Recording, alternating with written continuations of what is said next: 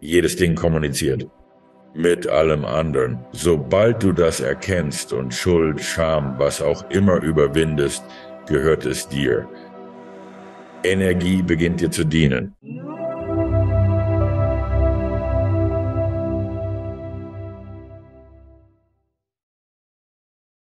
Ich möchte Jeffrey Hoppe willkommen heißen. Wie geht es dir, Jeffrey?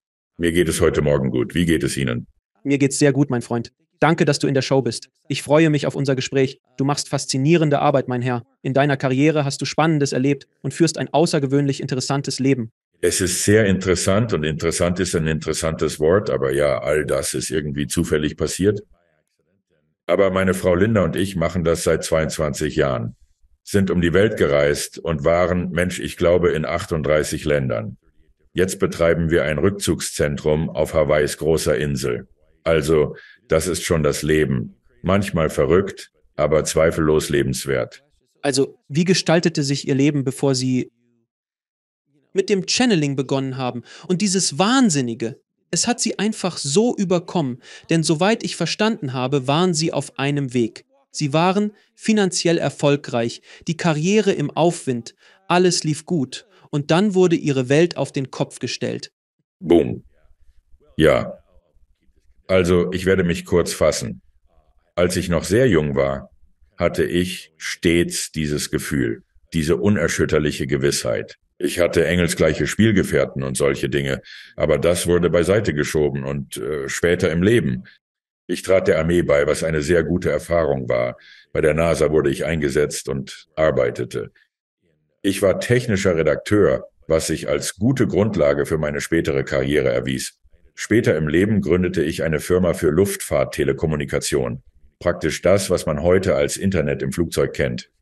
Wir haben damit in Texas, in Dallas angefangen und wir durchliefen die Start-up-Phase, sammelten Kapital und taten das Nötige.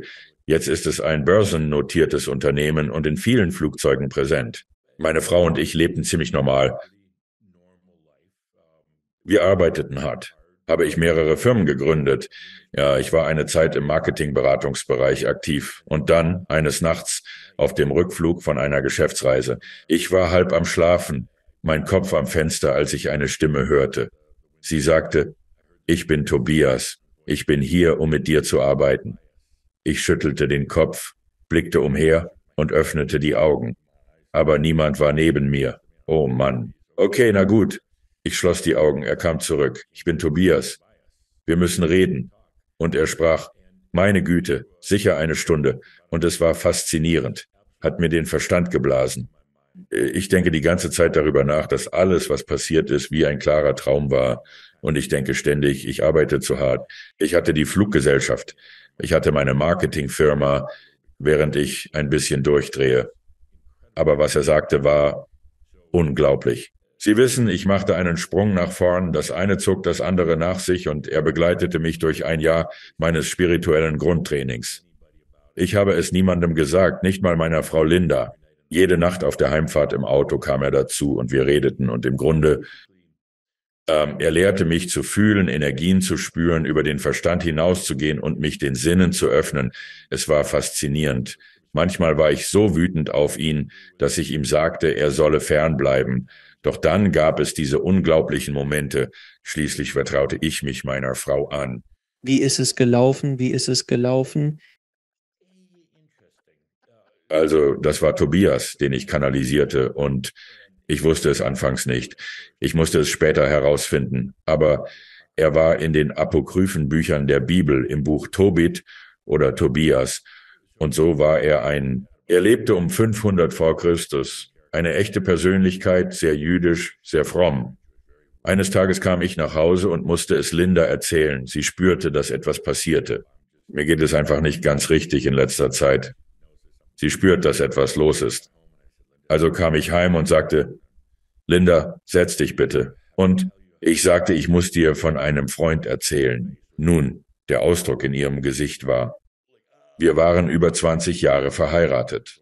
Dann wurde mir klar, oh nein, ein Missverständnis. Sie beruhigte mich. Nein, Linda, es ist ein verstorbener alter Jude, keine Sorge. Und halt den Mund. Sie war so erleichtert, dass sie offen dafür war.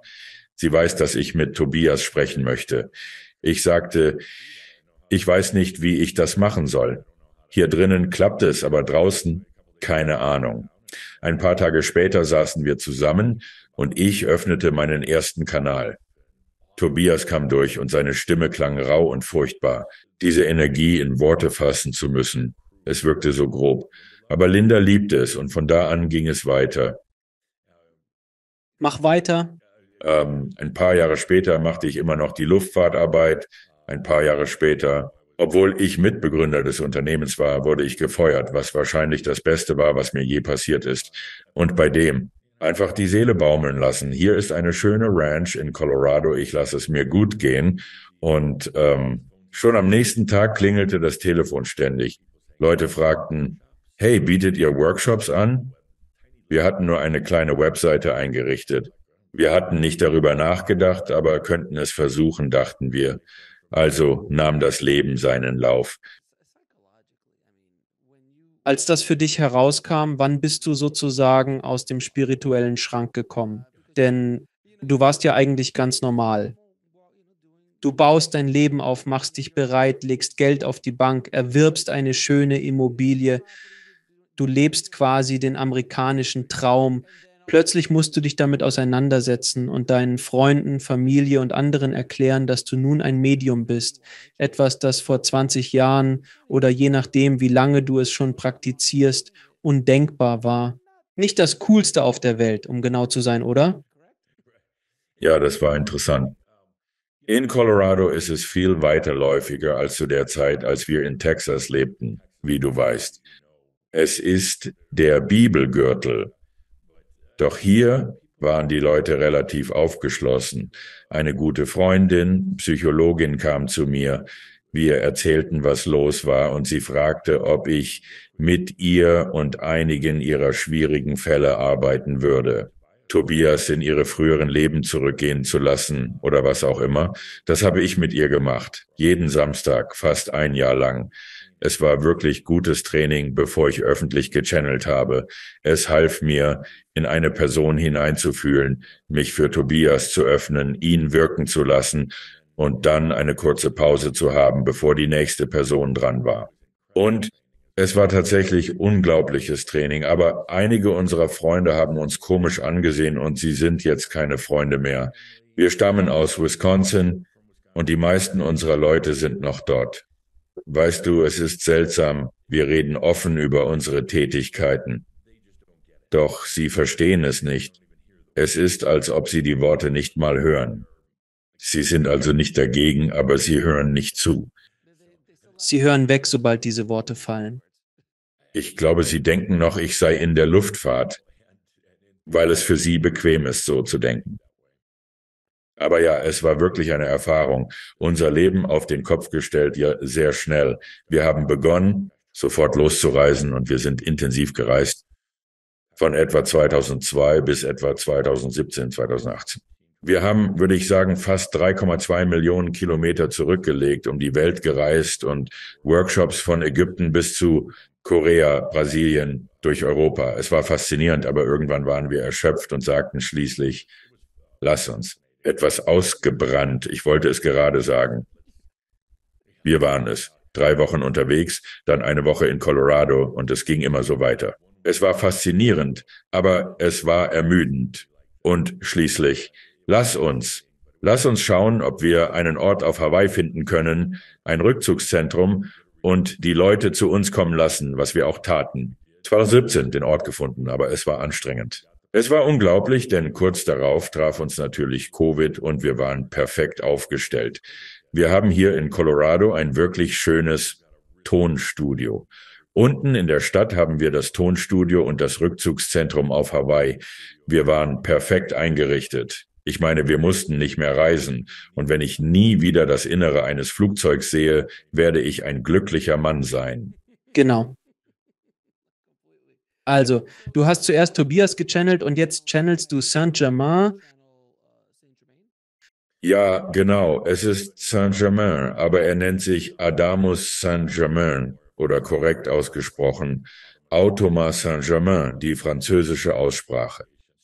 Springst du also zwischen den beiden hin und her oder hat Tobias jemand anderen gefunden? Wie funktioniert das? Tobias ist tatsächlich 2009 gegangen und hat sich auf Erden reinkarniert. Er brauchte es nicht, wollte aber ein letztes Mal das Leben voll auskosten. Eine lange Geschichte steht dahinter. Geboren und aufgewachsen in Oregon. Sein Name ist Sam. Eine Geschichte für ein andermal. Adamus betrat den Raum und sagte, ich will als Adamus Saint-Germain bekannt sein, um mich abzuheben von meiner Vergangenheit als Saint-Germain und von jenen, die ihn noch channeln. Er betonte, ich komme aus einem speziellen Grund zum Crimson Circle und möchte keine Verwechslungen mit anderen. Nein, ich will, dass ihr den Namen urheberrechtlich schützt.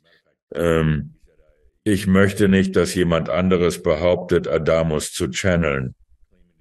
Bei Tobias in der Vergangenheit war es egal, aber darauf bestand er sehr und er sagte, ich habe eine spezifische Botschaft innerhalb einer sehr kurzen Zeitspanne und ich möchte nicht, dass sie verwässert wird mit Saint-Germain oder anderen Channelern. Also, als er kam und das und das und das tat, Entschuldigung, aber als Tobias ging, wie lange dauerte es bis zu seinem Weggang? Sprach Tobias mit Adamus und sagte, hey, da ist eine Lücke. Gibt es so etwas wie, gibt es eine Bar, wo alle auf der anderen Seite hingehen, sie denken, Mensch, hätte ich doch einen Kanal, ich habe einen, da ist eine Lücke, ich gehe runter, falls du reden willst. Es gibt so etwas tatsächlich. Adamus spricht gerne über den Club der aufgestiegenen Meister und er erzählt davon, er ist eng befreundet mit Tobias Khatumi, eine wirklich ganze Menge davon. Er hatte mir etwa ein Jahr zuvor erzählt, Tobias habe gesagt, dass er gehen würde und er sagte, dass Saint-Germain kommen würde. Und als Tobias ging, Mensch, wann war das? Im Juli 2009, glaube ich. Danach hatte ich etwa 2 Monate Pause. Dann kam Saint-Germain. Wenn ich Tobias channelte, saß ich regungslos mit geschlossenen Augen auf einem Barhocker und machte einfach das Channeling. Als Saint-Germain das erste Mal erschien, sagte er, oh nein, das ist jetzt mein Haus. Du wirst deine Augen öffnen. Es war lustig. Ich glaube, wir haben eine Aufnahme. Aber plötzlich waren meine Augen offen. Und ich dachte nur, oh Mist. Ich versuchte sie zu schließen, aber Adamus öffnete sie wieder. Ich schloss sie. Ha, ha, ha, ha, hey, hey. Zuerst hat es mich geschockt, weil ich immer dachte, alle im Publikum hätten die Augen geschlossen. Und so war es bequem. Und plötzlich wurde mir bewusst, dass alle mich anstarrten. Und ich sehe alles, aber nicht mit meinen normalen menschlichen Augen. Wenn ich mit offenen Augen channel, kann ich sehen, ob du im Publikum wärst. Ich kann quasi Überlagerungen früherer Leben sehen. Infos sind verschwommen, doch multidimensional. Und dann ließ er mich einfach herumlaufen und das war tatsächlich sehr unangenehm. Ich war es gewohnt, auf einem Barhocker zu sitzen. Jetzt liebe ich es, weil er sehr einnehmend mit dem Publikum ist. Wenn er vor Publikum steht, interagiert er mit ihnen, macht Witze. Es ist einfach klasse. Er ist respektlos. Ich habe bereits ein Gefühl dafür und muss daher fragen. Du erwähntest, er kennt tolle Geschichten über aufgestiegene Meister. Könntest du eine erzählen, wenn du dich erinnerst? Das wäre großartig. Ich möchte unbedingt eine hören. Ja, er würde sagen, zum Beispiel erzählte er, ich saß gestern Abend im Club der aufgestiegenen Meister am Kamin, las ein Buch, natürlich mein Buch, das ich las. Und ich hörte zufällig, wie einige der anderen aufgestiegenen Meister über diesen Adamus und die Gruppe des Purpurkreises sprachen. Sie fluchen, schwören, trinken und rauchen ebenfalls Zigaretten. Wie unheilig sie doch sind. Und dann lauscht Adamus dem Ganzen. Er verhält sich, als ob er nichts hören würde, erhebt sich schließlich, geht hinüber, spricht und äußert, diese Menschen sind echt, sie sind nicht gekünstelt. Sie sind keine Glückstrottel. Dann macht er ihnen eine Szene. Sie sind also keine Witzfiguren, sondern echt. Und ich glaube, er übertreibt die Geschichten stark. Natürlich war er in einigen seiner letzten Leben, Shakespeare, Mark Twain. Er liebt also das Geschichtenerzählen. Verstanden. Aber er benutzt es als Erzählgrundlage. Zehrt es von deiner Energie, wenn du channelst, oder gibt es dir Kraft? Es zehrt nicht an meiner Energie. Nein. Es ist mehr die Vorbereitung, die anstrengend ist. Bei einer Veranstaltung ist es das Vorbereiten auf die vielen Gäste. Also nein, energetisch geht es mir gut. Das Problem ist eher der Tag danach, vor allem nach einem großen Channeling. Ich muss alleine sein, fernab von allen. Und es ist ein sehr seltsames Gefühl. Es ist nicht wie Traurigkeit, aber doch ähnlich, vielleicht Melancholie. Am Kanalrand sehe und fühle ich einfach zu viel. Manchmal ist es überwältigend und vor einer Gruppe von 100 Menschen und man spürt etwas von dem Leid und ich höre, wie Menschen in ihren Gedanken rufen, Adamus, Adamus, bitte, ich brauche Hilfe. Ich bin kurz davor, den Planeten zu verlassen und es ist hart, irgendwie traurig. Andererseits spüre ich auch die Freude der Leute, die sagen, ich verbinde mich wirklich mit meiner Seele. Es war eine harte, harte Reise, aber ich komme voran. Also ich brauche diesen Raum, den Tag danach, finde irgendwie zurück zu mir. Weil ich glaube, dass du, umgeben von vielen Menschen mit eigenen Problemen, Ballast und Dramen, Empathie zeigst und vieles tiefgreifend mitempfindest. Normalerweise bin ich nicht so als Jeffrey der Mensch, aber wenn ich im Channel bin, dann schon. Ich werde sehr sensibel, sehr sensibel. Wenn mich jemand berührt, ist es wie ein Schock fast.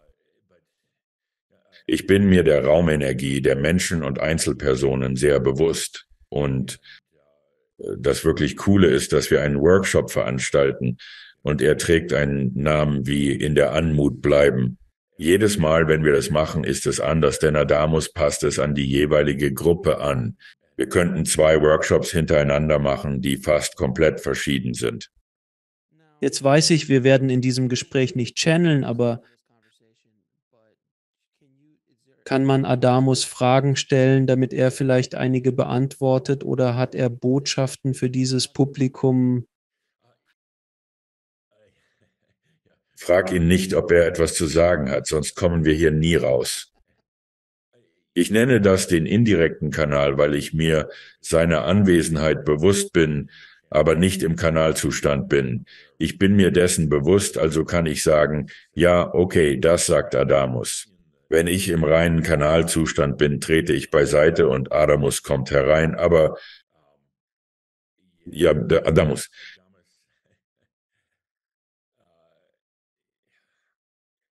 Er kommuniziert nicht durch Worte mit mir. Stattdessen überträgt er Gedankenpakete, die ich entwirren muss.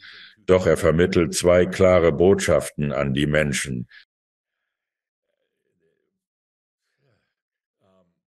Er ist tatsächlich er konfrontiert Menschen direkt mit ihrer Machio. Machio ist ein alter Zen-Ausdruck für spirituelle Ablenkungen. Es ist sehr leicht abzudriften, extrem einfach vom Weg abzukommen. Schlussendlich kehrt man zum Pfad zurück. Das sagt Adamus. Achte auf die Ablenkungen, gerade jetzt. Es ist so leicht, sich darin zu verfangen. Therapien mit Kristallen, Rituale und Diäten. Oh, er hasst sie wirklich. Er sagt, Usha, hör auf deinen Körper, nicht auf die Diät von jemand anderem. Es ist sehr leicht, sich darin zu verfangen. Und wir sind alle schon einmal auf unserem Weg darauf gestoßen. Er sagt, bleib jetzt ganz klar, hör auf deine eigene Seele. Lass dich nicht von all den anderen Stimmen ablenken. Heilmethoden und neueste Trends, meist unnötiger Schnickschnack. Er betonte, alles Nötige sei schon in dir.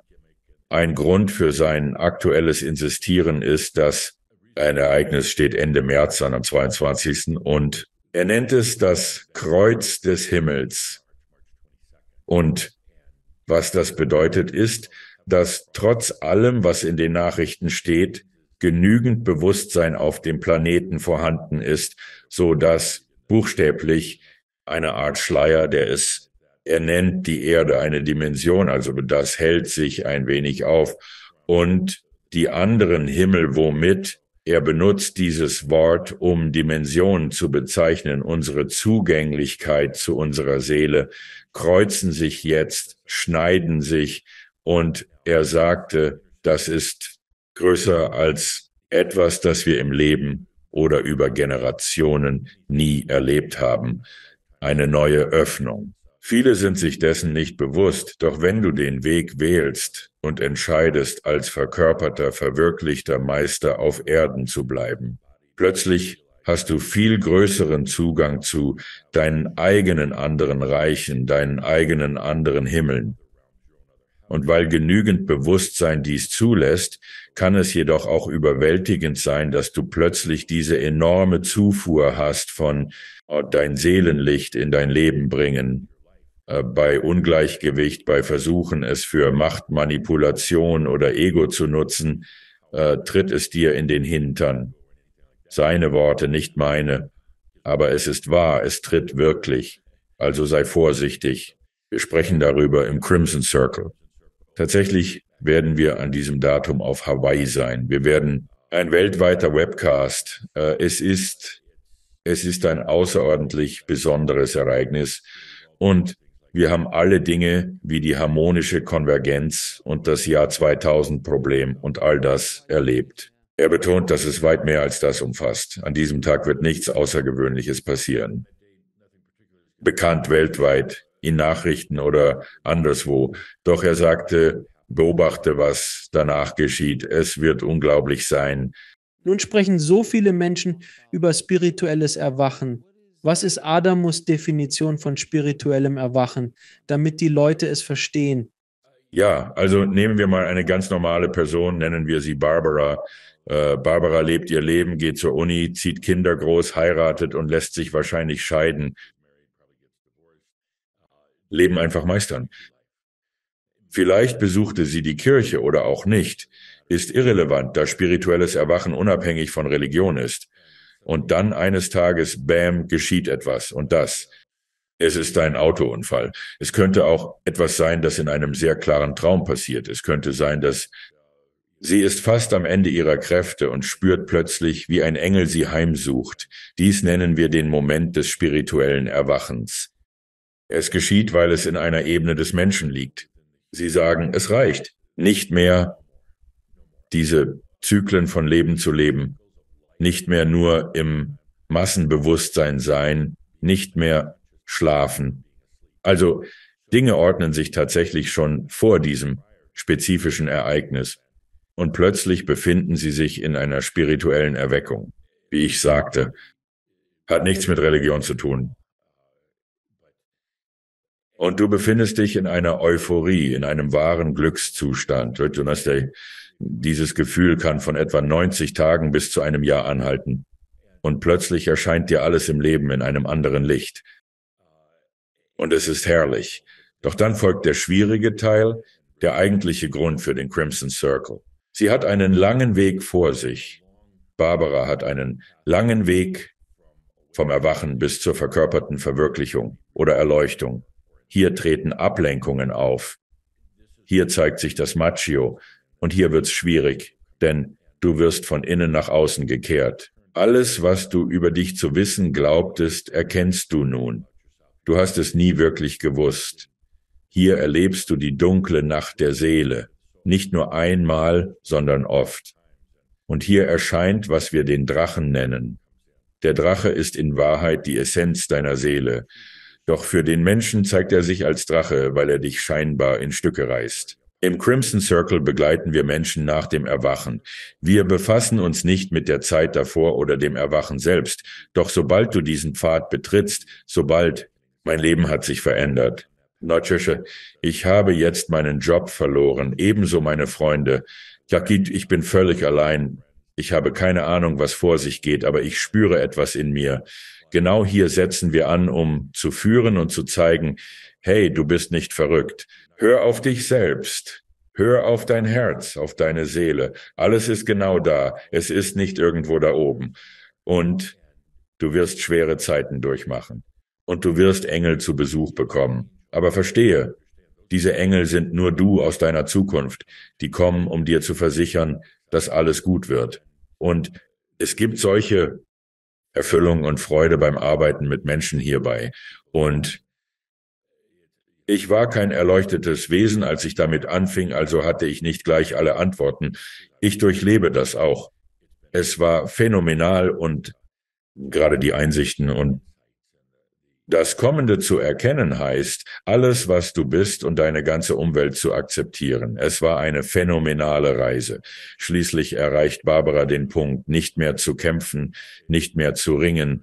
Wir nennen das den Punkt des Zulassens. Zulassen bedeutet, Dinge einfach geschehen zu lassen. Dein wahres, freies Selbst, dein göttliches, hier auf Erden zu dir zu finden, in deinem physischen Körper. Aber es bringt auch deinen Lichtkörper mit ein. Und zulassen ist in gewisser Weise eine Art der Hingabe zu sagen, ich werde die Spielchen beenden. Ich werde die Suche beenden. Ich werde meinen eigenen Unsinn stoppen. Ich lasse einfach alles zu, was ich bin. Und, also erkennt Barbara irgendwann, verdammt, ich war eigentlich schon die ganze Zeit verwirklicht. Ich habe es mir nur nicht erlaubt. Glaube es oder erkenne die Wahrheit und dann ändert sich alles plötzlich. Das Große. Irgendwie ändert sich alles. Plötzlich musst du nicht mehr extern nach Energie suchen. Du kämpfst nicht mehr dagegen an oder fürchtest sie. Dir wird bewusst, dass die ganze Energie dir gehört und dir dient. Der Fluss des Lebens wandelt sich.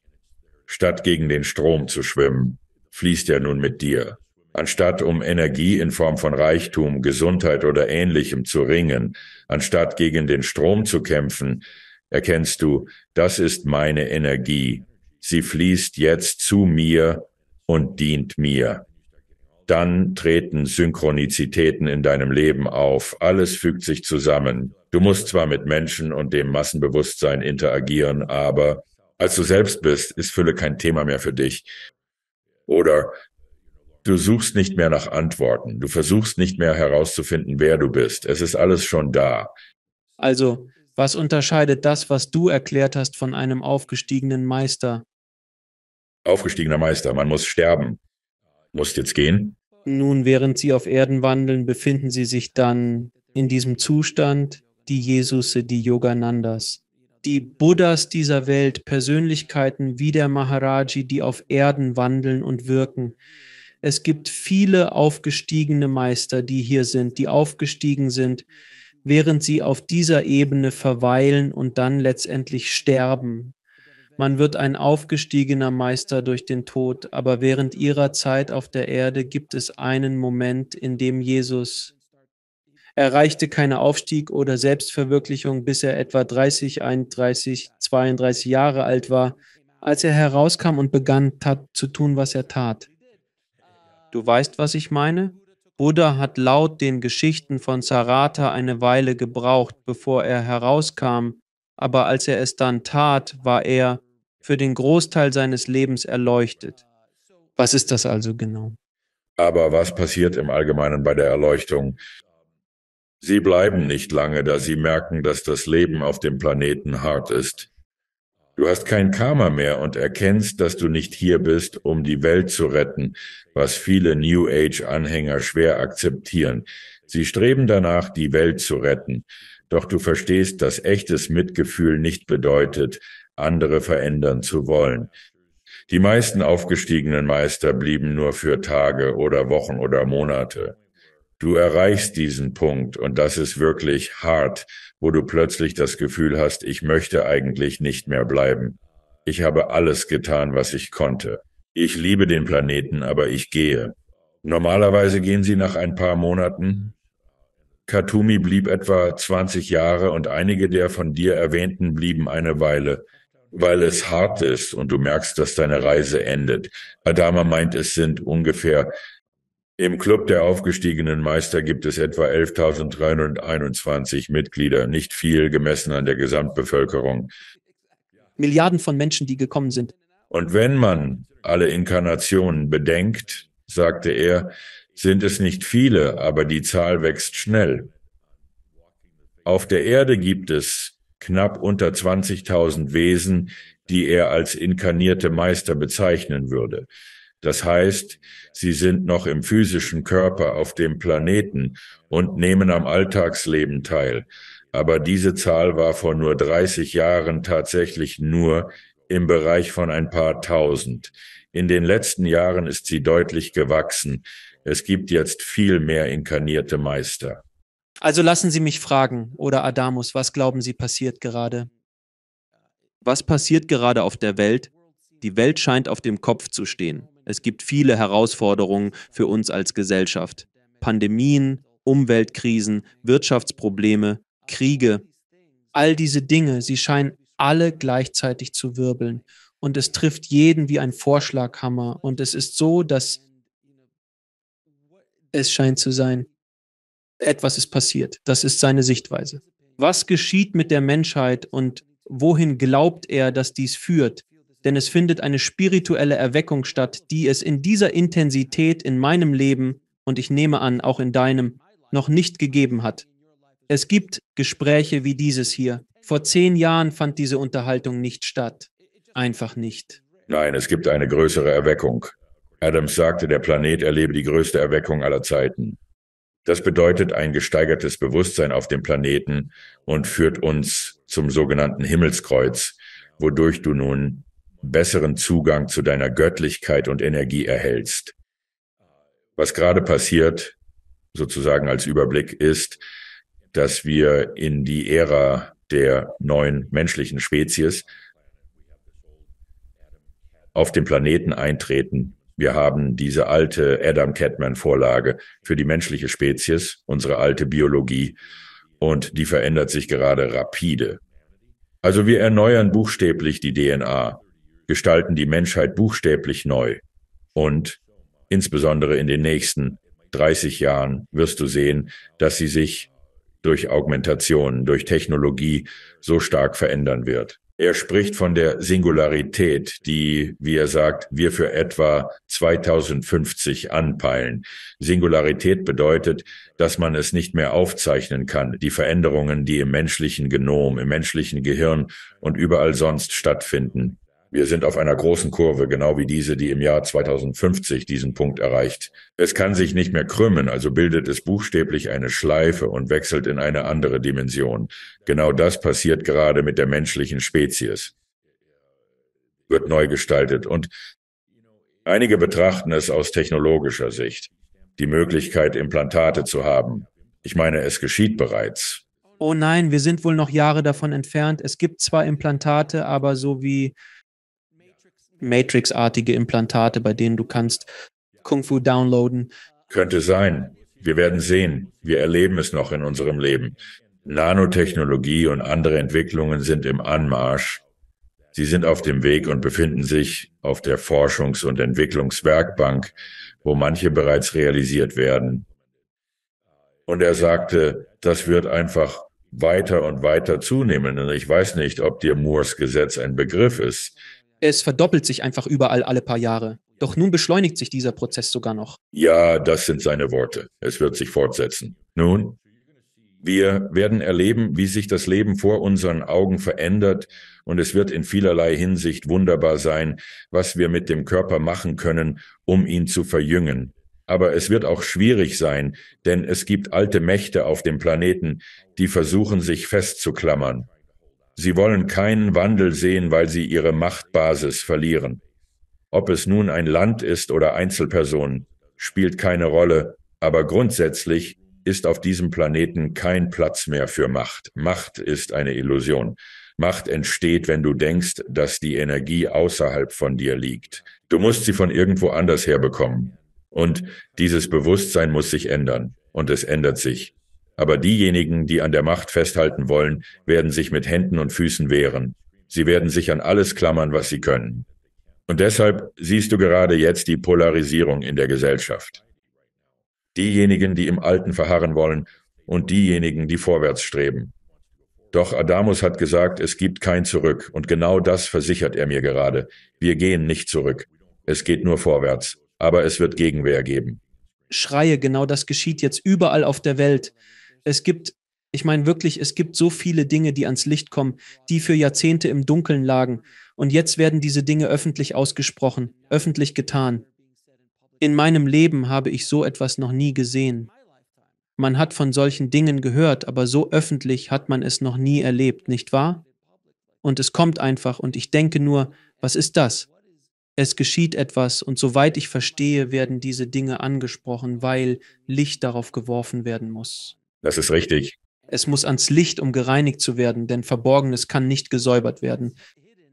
Es kann nicht entfernt werden. Der Krebs kann im Grunde nicht entfernt werden. Aber es kann nicht umgewandelt werden. Also nein, es muss jetzt rauskommen. Und die Menschen schauen auf die Welt und sagen, verdammt, ich glaube, sie fällt auseinander. Nein, sie entwickelt sich gerade. Und Entwicklung ist nicht immer leicht.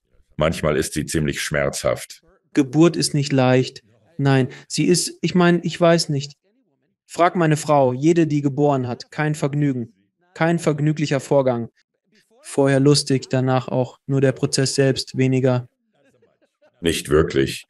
Tatsächlich meint Damas, wir fürchten unser Leben lang den Tod. Er sagte, das sei viel einfacher als die Geburt. Der Tod, meine ich. Gehen Sie einfach, wenn Sie bereit sind. Es ist kein riesiges Trauma, ins Jenseits zu gelangen, außer bei Suizid vielleicht. Du meintest, Sterben sei einfach. Doch es gibt mehr. Adamus liebt es, über Physik zu reden, was mich fasziniert. Ich liebe die Quantenphysik. Liebe. Und ich bin kein Technikfreak, aber in meiner Anfangszeit musste ich immer technische Informationen wie aus der Luft- und Raumfahrt nehmen und so umschreiben, dass sie jeder verstehen konnte. Also selbst damals war ich gewissermaßen als Mittler fungiert. Tatsächlich muss ich das hier einwerfen, als ich in der Luftfahrtbranche war.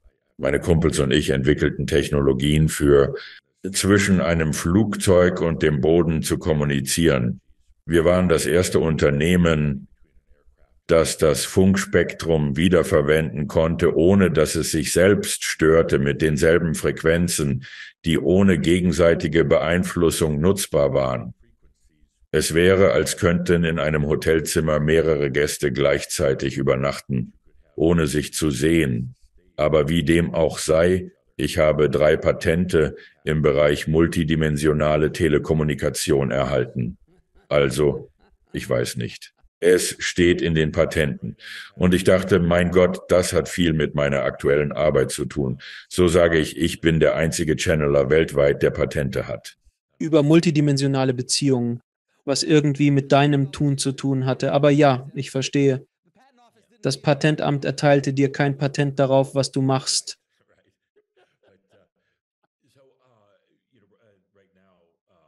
Er spricht sehr gerne über Quantenphysik. Und zwar auf eine Art und Weise, dass es wirklich jeder verstehen kann. Aber dennoch ist es so faszinierend. Und eines der größten Themen, über die er spricht, ist, auf einem Planeten werden sie bald entdecken, was Energie ist. Wir wissen, Energie zu nutzen, aber nicht, was sie ist. Und er sagte im Kern, Energie ist persönlich dein Eigentum. Du vermischst sie nicht mit der von anderen. Aber er sagte, wenn Energie, nur Kommunikation. Es ist das, was er die Melodie der Seele nennt. Er sagte, es sei weder Kraft noch Macht. Es hat keine Absichten. Es ist einfach. Kommunikation. Das sagten wir vor Jahren und ich sehe, wie technische und wissenschaftliche Zeitschriften langsam diese Erkenntnis erlangen. Sie haben die Worte noch nicht, aber verdammt, sie sind nah dran. Werden es aus der Physikgemeinschaft in den nächsten paar Jahren hören. Joshua, die große Entdeckung, dass Energie nichts anderes als Kommunikation ist. Es tut mir leid, dass ich dich unterbrochen habe, aber die Konzepte faszinieren mich. Ich freue mich darauf, mehr darüber zu hören, dass Energie reine Kommunikation ist. Die Simulationstheorie ist ein faszinierendes Gesprächsthema in der Quantenphysik, weil sie Spiritualität berührt. Sie spricht von Dingen, über die Spiritualität seit 6000 Jahren lehrt, als sei dies eine Illusion, ein Traum, eine Simulation. Jetzt holt die Mathematik auf, dass wir durchaus mathematisch in einer Simulation sein könnten und dass dies keine echte Realität ist. Und was hat Adamas dazu zu sagen? Er spricht darüber. Du besitzt deine eigene Energie, die deiner Seele entspringt. Sie bleibt in reinem, neutralem Zustand, bis das Bewusstsein sie aktiviert. Anschließend beginnt ein Prozess, der im Grunde als Licht von der Seele ausgesendet Und wenn es dann in diese Realität, diese sehr dichte Realität übergeht, wird das Licht normalerweise zu einer Wellenform und auch bekannt als Photonen. Und dann bleibt es in Wellenform. Wellenform ist nichts anderes als Potenziale. Alle Potenziale dessen, was sein könnte, bis es beobachtet wird, von einem bewussten Wesen, einem Menschen. Dann wird diese Wellenform, dann verwandelt es sich in Teilchen und nun sehen wir es als Atome, wir sehen es als Moleküle, wir sehen es als Bäume und Berge. Also mit diesem Verständnis beginnt man zu realisieren, oh mein Gott, der Beobachter oder das Bewusstsein ist alles. Ich meine, nichts existiert wirklich, bis es beobachtet wird, bis Bewusstsein vorhanden ist. Dann wird es zu allem. Sie als Mensch glauben oder denken oder möchten, dass etwas geschieht. Und plötzlich wird ihre Erfahrung erschaffen. Es ist eigentlich eine sehr einfache Physik, aber auch irgendwie verblüffend. Nun, das war's dann. Das war es für heute.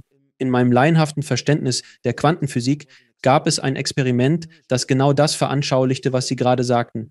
Es gab einen Lichtstrahl und wenn er beobachtet wurde, tat er etwas. Aber wenn er nicht beobachtet wurde, tat er irgendwie etwas anderes. Und es war so etwas in der Art. Ich habe den Namen dieses Experiments vergessen, aber es hat die Gemeinschaft der Quantenphysiker umgehauen. Und seitdem ist die Debatte in der Physikergemeinschaft nun, das war auf mikroskopischer Ebene, aber wie wirkt sich das auf die Makroebene aus? Wie beeinflusst das unsere Realität?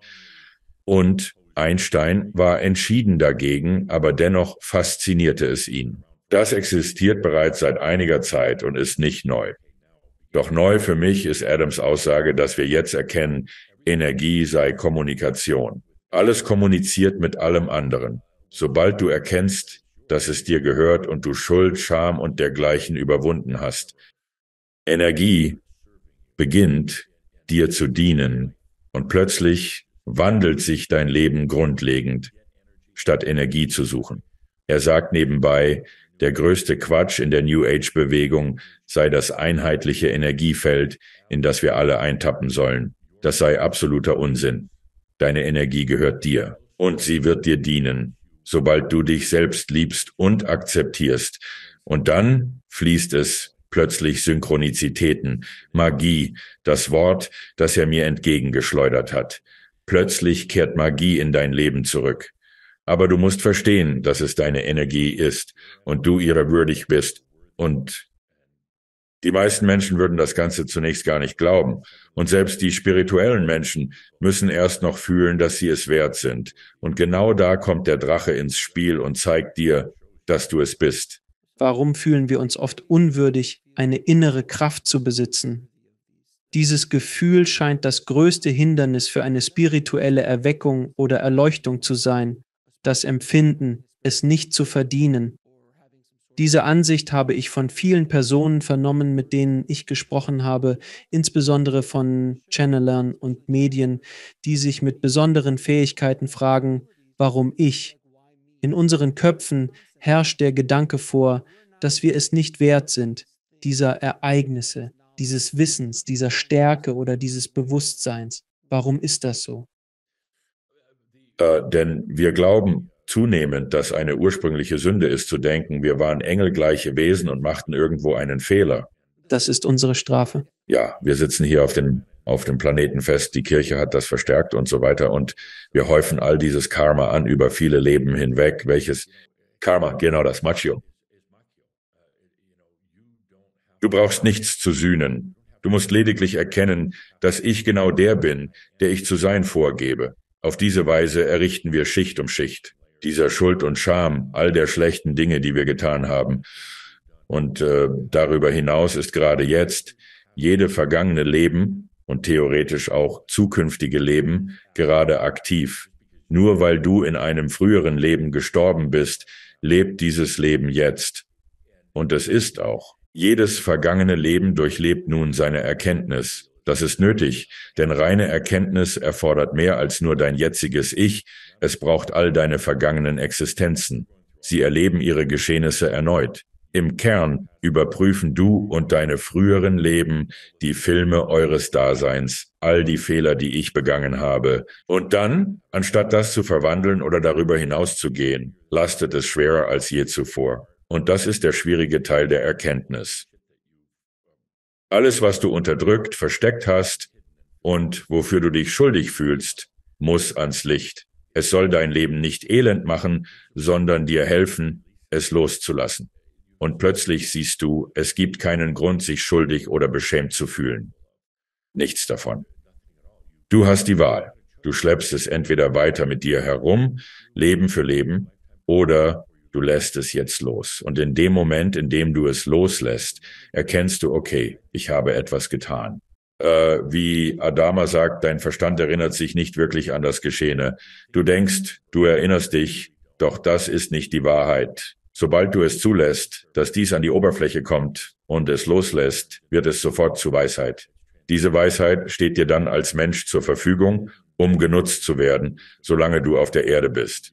Doch wir sind süchtig danach, festzuhalten. Das ist das Wort, ein Schlüsselwort. Danke, Damas. Wir sind süchtig nach Schuldgefühl und Scham. Nun, es gibt etwas, das uns im Leben, besonders im Spirituellen, wirklich am Vorankommen hindert. Regelmäßiges, dichtes Leben. Angst. Angst ist eines dieser Dinge, wir haben ständig Angst vor vielem, das meist in unseren Köpfen entsteht. Wir fürchten uns vor Dingen, die in der Vergangenheit passiert sind, unsere Erinnerungen und vor dem, was in der Zukunft passieren könnte, unsere Vorstellungskraft. Betrachtet man es so, scheint es verrückt. Das ist Wahnsinn, absoluter Wahnsinn, es sei denn, ein Tiger ist wirklich im Raum. Wenn er dich gerade töten will, gibt es eigentlich nichts zu befürchten. Es sei denn, es passiert dir gerade in diesem Moment. Und ich weiß nicht, wie es dir geht, aber meistens, wenn ich über Dinge nachdenke, die in der Zukunft passieren könnten, liege ich zu 99,9% falsch. Es ist nie so schlimm, wie es scheint. All das ganze Zeug eben, was können wir tun? Wie rät Adamas, unsere Ängste zu überwinden, nicht nur im Alltag, sondern auch um den Sprung des Glaubens zu wagen, im Vertrauen geführt zu werden und einen spirituellen Pfad zu beschreiten? Wie öffnen wir uns für die Einsichten und die Seelenenergie, von der du sprichst, damit sie zu uns strömen kann?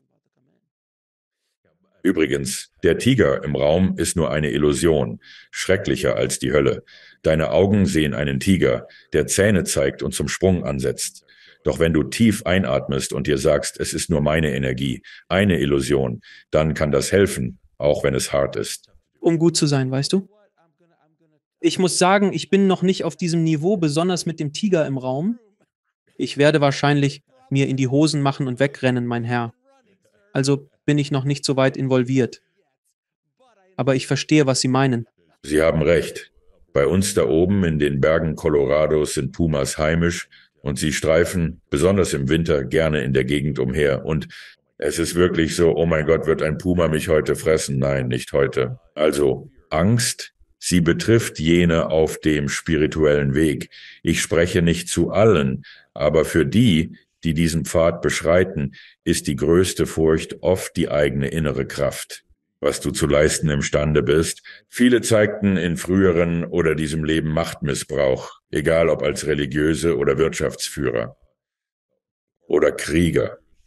So viele unter uns waren einst Krieger, und dann verbergen wir uns vor unserem eigenen Ich, indem wir sagen, wir sind unwürdig, missbrauchen die Macht. Dann ziehen wir uns in den Panzer zurück. Und oft arbeitet der Damas mit Leuten an ihren Stimmen, wie in den Workshops, so nach dem Motto, lass die Energie frei, lass dich wieder herauskommen.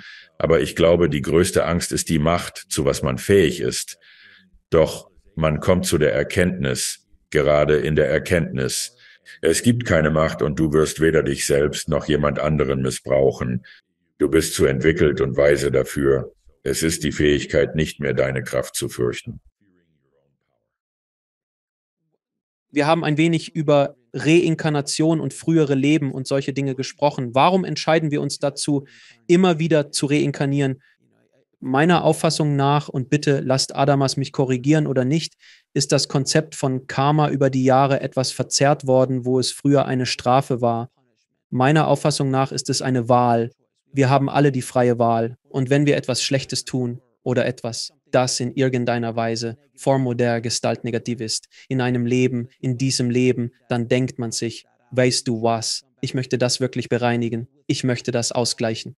Du entscheidest dich zurückzukommen, um dich mit deinem Problem zu befassen, nicht wegen eines Gesetzes oder weil ein Bürokrat oben mit einem Hauptbuch sagt, du hast Bobby betrogen, nun wirst du betrogen. Es ist mehr so, als würdest du denken, ich habe Bobby Unrecht getan, ich muss das wieder gut machen. Du wählst, ins nächste Leben zurückzukehren und zu erleben, was er gefühlt hat. Es ist eine bewusste Entscheidung. Also, das ist mein Verständnis von Karma. Aber warum genau reinkarnieren wir? Was ist laut Adamus der eigentliche Zweck, dass wir es immer wieder tun? Es gibt viele Gründe, letztendlich. Die Reise auf dem Planeten von dem engelhaften Wesen, das wir einst waren, bis jetzt, zielt darauf ab, das Verhältnis zwischen Bewusstsein und Bedeutung zu verstehen. Dafür wurde die Erde erschaffen. Es ist schwierig, dies in nur einem Durchgang zu erreichen. Man muss öfter zurückkommen, es wiederholen und verstrickt sich dabei im Karma. Karma ist wie eine magnetische Kraft. Wie du sagst, drüben gibt's keine Jury, keinen Richter. Es zieht dich zurück. Eine unerledigte Angelegenheit. Etwas, das zwingend enden muss. Das größte Karma. Und das am seltensten diskutierte Thema ist dein Ahnenkarma. Es ist enorm. Und tatsächlich, er sagt damals, es ist größer als dein Karma aus früheren Leben. Also kehrst du zurück, Leben für Leben in derselben Gruppe von Menschen. Adama sagt im Allgemeinen, wenn man es statistisch betrachtet, kommen die meisten Menschen in ihrem nächsten Leben mit derselben Gruppe zurück und sie leben in derselben Gegend, normalerweise nicht weiter als 80 Kilometer entfernt von ihrem früheren Leben. Und das tun sie Leben für Leben für Leben. Und das ist irgendwie die Definition von Wahnsinn, wenn man immer wieder dasselbe tut und auf ein anderes Ergebnis hofft. Kannst du mir erklären, was das Ahnenkarma ist? Denn es ist ein Konzept, über das nicht oft gesprochen wird, aber in letzter Zeit bin ich oft darauf gestoßen.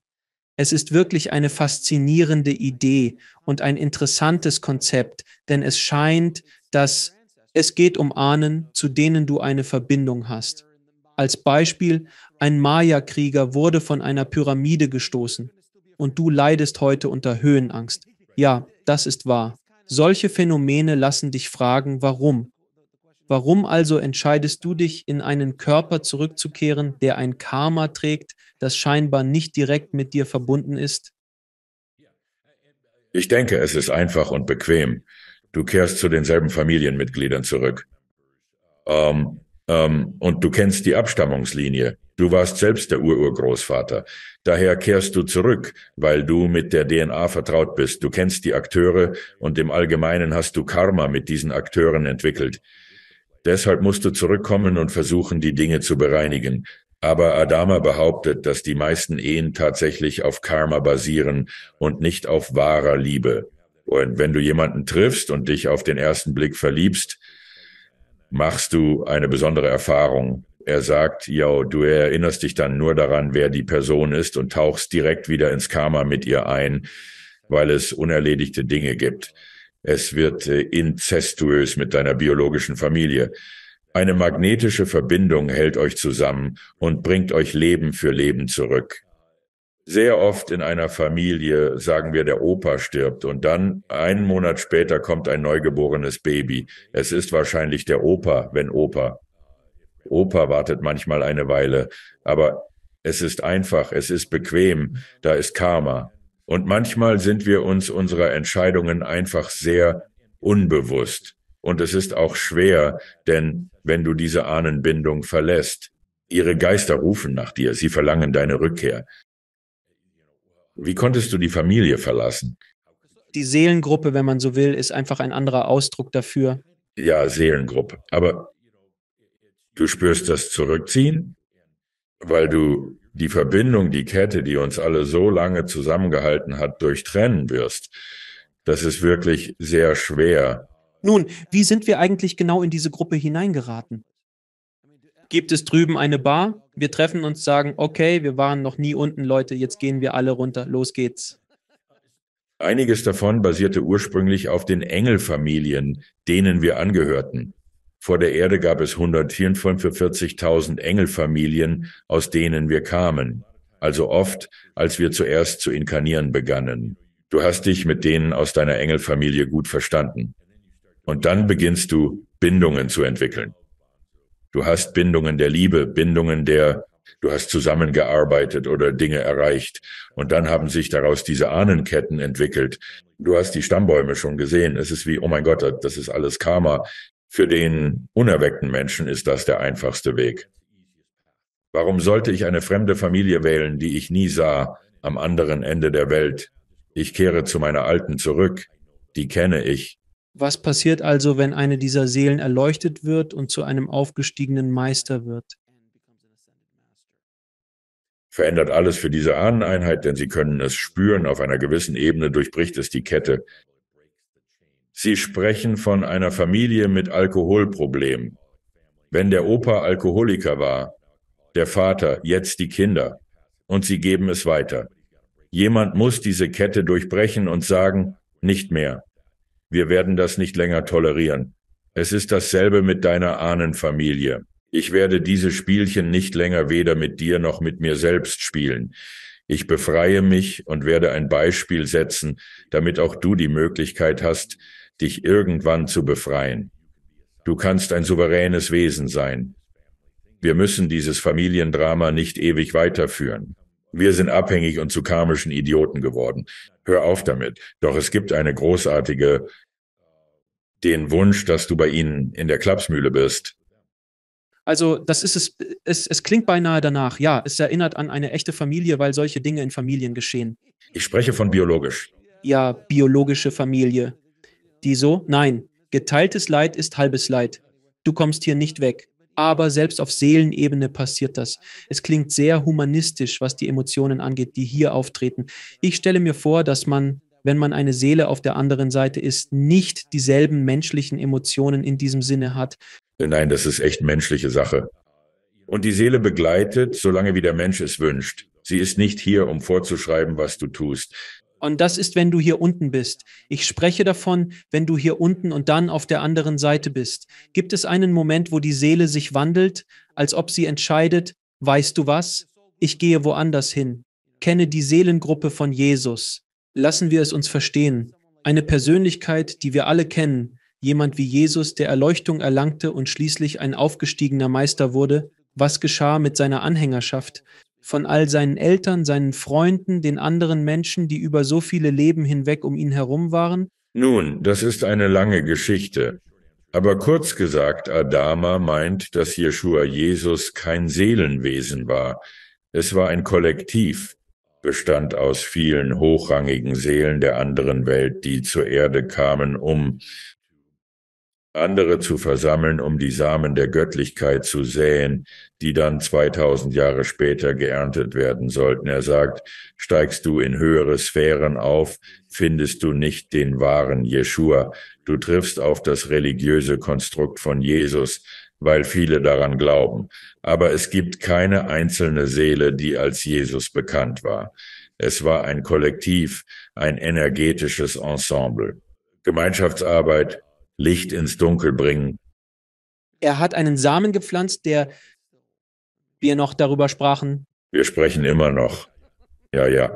Und im gleichen Atemzug sagt er, dass zum Beispiel Hitler kein Einzelwesen war. Man wird Hitler in den anderen Sphären nicht finden.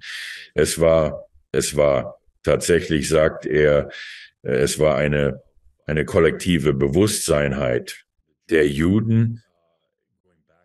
In der Zeit von Atlantis gab es großen Missbrauch durch die Hapuro-Familie, aus der später die Juden hervorgingen. Sie begingen damals in Atlantis schlimme Taten, die ihre Vergeltung nach sich zogen. Kollektiv erschufen sie ein Wesen namens Hitler, jedoch war dies kein Seelenwesen. Gibt es heute noch solche, die den Planeten bewandern? Ja. Damals war Franz von Assisi ein kollektives Wesen auf dem Planeten. Heute gibt es ziemlich viele von ihnen. Aber sie dienen meist dazu, ein Beispiel zu geben oder die Kraft zu haben, durchzuhalten. Ja, es gibt schwierige Zeiten auf diesem Planeten, aber ich gehöre nicht dazu.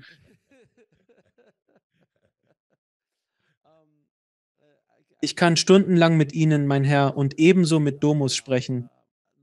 Darf ich Ihnen ein paar Fragen stellen, die ich allen Gästen stelle?